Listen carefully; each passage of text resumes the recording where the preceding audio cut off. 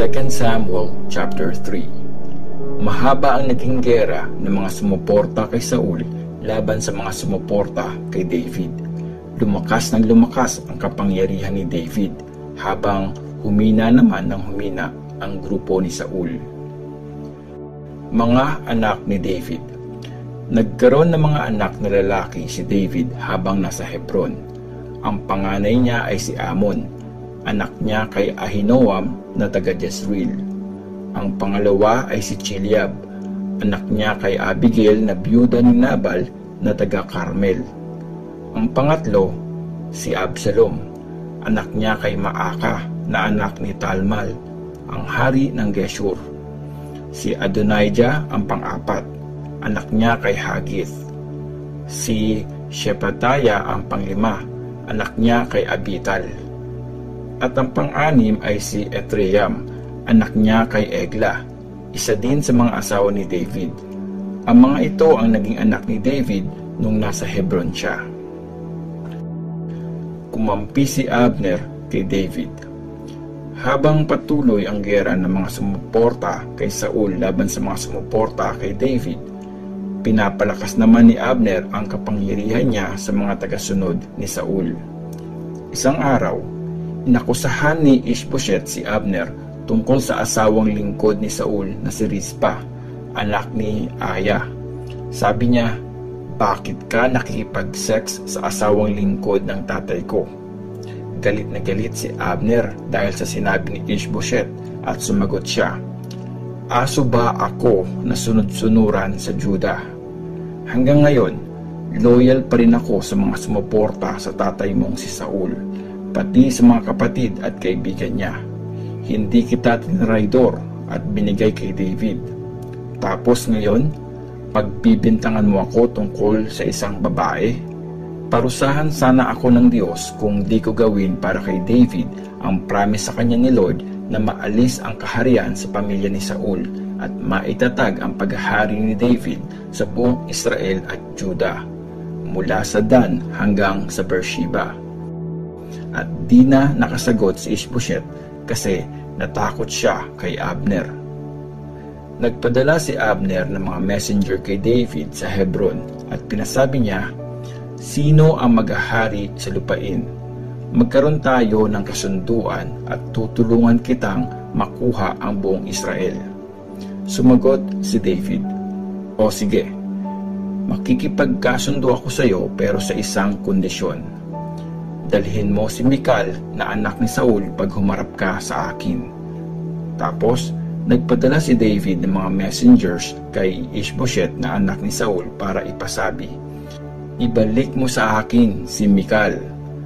Napangasawa ko siya kapalit ng 100 na balat ng pinagtulian ng mga Philistines." Kaya pinakuha ni Ishbosheth si Mikal mula sa asawa nitong si Paltiel na anak ni Laish. Umiiyak na sumama si Paltiel kay Mikal hanggang sa Bahurim, pero sinabihan siya ni Abner, "Umuwi ka na," at yun nga ang ginawa niya. Nakipag-usap si Abner sa mga elders ng Israel. Sabi niya, "Dati niyo pa gustong gawing hari niyo si David. Ngayon niyo na gawin, since ganito ang promise ni Lord kay David. Gamit ang servant kong si David, ililigtas ko ang bayan kong Israel sa kamay ng mga Philistines at sa lahat ng mga kaaway nila." Kinausap din ni Abner ang tribe ng Benjamin. Tapos, pumunta siya kay David sa Hebron para sabihin ang lahat na naging desisyon ng Israel at ng buong tribe ng Benjamin. Nung pumunta si Abner kay David sa Hebron kasama ang 20 na tauhan, nagpa-party si David para sa kanila. Sabi ni Abner kay David, "Aalis na ako at igagather ko ang buong Israel para suportahan ka, aking kamahalan. Gagawa sila ng kasunduan sa iyo at maghahari ka sa lahat ng gusto mo." At pinayagan ni David na makaalis ng maayos si Abner. Pinatay si Abner. Pagkaalis ni Abner, dumating si Joab at ang mga sundalo ni David galing sa pagsalakay. Madami silang nakuha mula sa mga kalaban. Pero di na magkasama nun sina Abner at David sa Hebron dahil pinayagan ni David na makaalis ng maayos si Abner.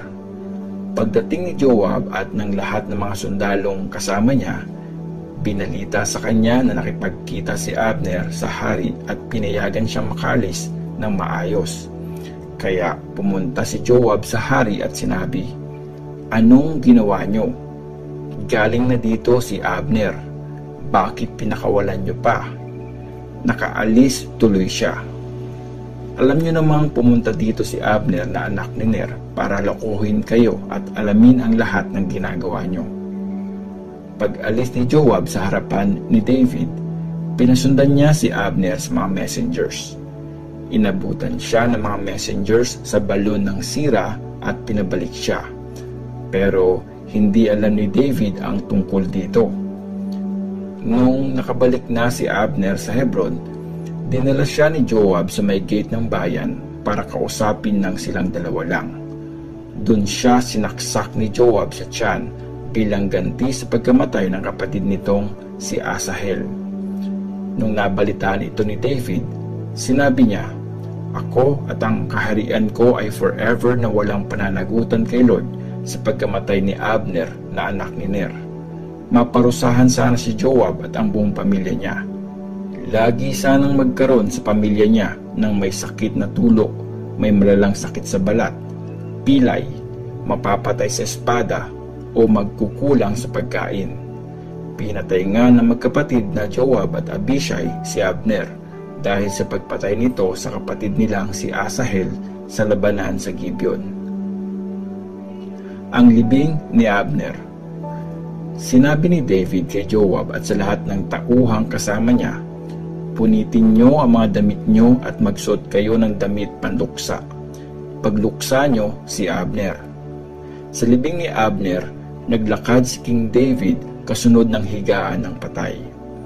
Nilibing si Abner sa Hebron at umiyak ng malakas ang hari sa libingan ni Abner. Umiyak din ang lahat ng tauhan niya. Kumanta ang hari bilang pagluluksa kay Abner. "Abner, dapat ka bang mamatay na parang isang walang alam? Di naman nakatali ang mga kamay mo, di nakakadena ang mga paa mo, pero gaya ng taong pinatay ng masasama, ikaw nga ay natuluyan." At umiyak ulit ang lahat ng tao para sa kanya. Maghapong sinubukan ng lahat ng tao na mapakain si David, pero sumumpa siya. "Parusahan sana ako ng Diyos kung kakain ako nang di pa lumulubog ang araw." Napansin ng lahat ng tao ang ginawa niya at ikinatuwa nila yun. Lahat ng ginagawa ng hari, kinatutuwa ng mga tao. Kaya nung araw na yon, nalaman ng lahat ng tao at ng buong Israel na walang kinalaman ang hari sa pagkamatay ni Abner na anak ni Ner. Sinabi ng hari sa mga officials niya, "Di niyo ba alam na namatay ngayon ang isang magaling na leader sa Israel? Kahit ako ang piniling hari, grabe, di ko kaya ang ginawa ng mga anak ni Zeruiah. Ang bayolente nila. Pagbayarin sana sila ni Lord sa masamang ginawa nila." 2 Samuel chapter 4. Pinatay si Ishbosheth. Nung narinig ni Ishbosheth, anak ni Saul, na namatay si Abner sa Hebron, pinanghinaan siya ng loob at natakot ang lahat ng Israelites. Si Ishbosheth ay may 2 tauhan na leader ng pagsalakay, sina Baana at Rekab. Anak sila ni Rimon na taga Berot at mula sa tribe ng Benjamin. Part ng Benjamin ang Beeroth. Ang mga taga Beeroth ay tumakas papunta sa Gitaim at doon sila tumira bilang dayo mula noon. Si Jonathan na anak ni Saul ay may pilay na lalaking anak. 5 years old yung bata nung dumating ang balita mula sa Jezreel na patay na sina Saul at Jonathan. Kinuha ng yaya ang bata at nagmadaling tumakas. Sa pagmamadali, nahulog yung bata at nalumpo. Mephibosheth ang pangalan niya. Pumunta sina Rekab at Baana, mga anak ni Rimon na taga Beeroth, sa bahay ni Ishbosheth. Tanghaling tapat sila dumating, habang nagpapahinga siya. Di namalaya ng babaeng tagabantay ng pinto na nakapasok ang magkapatid na Rekab at Baana. Inantok kasi siya habang naglilinis ng wheat at nakatulog. Pagpasok nila sa bahay, sinaksak, pinatay at pinugutan nila si Ishbosheth habang nakahiga siya sa kama sa kwarto niya. Kinuha nila ang ulo niya at tumakas. Magdamag silang naglakad sa Jordan Valley. Dinala nila ang ulo ni Ishbosheth kay David sa Hebron at sabi nila sa hari, "Heto ang ulo ni Ishbosheth, anak ng kaaway niyong si Saul na gusto kang patayin. Ginanti ngayon ni Lord ang aking mahal na hari kay Saul at sa lahi niya." Pero ang sabi ni David kina Rekab at Baana, "Witness ko si Lord na nagligtas ng buhay ko sa lahat ng paghihirap. May nagsabi sa aking patay na si Saul. Akala niya magandang balita yun. Hinuli ko siya at pinapatay sa Ziklag. Yun ang parusang binigay ko sa kanya dahil sa binalita niya. Paano pa kaya pag may masamang taong pumatay sa isang matuwid na tao sa sarili niyang bahay at sa kama pa niya? Di ba dapat singilin ko kayo sa pagkamatay niya at burahin kayo sa lupa?"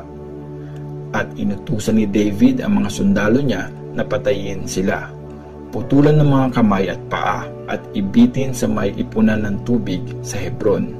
Ganun nga ang ginawa ng mga sundalo. Kinuha nila ang ulo ni Ishbosheth at nilibing sa libingan ni Abner sa Hebron.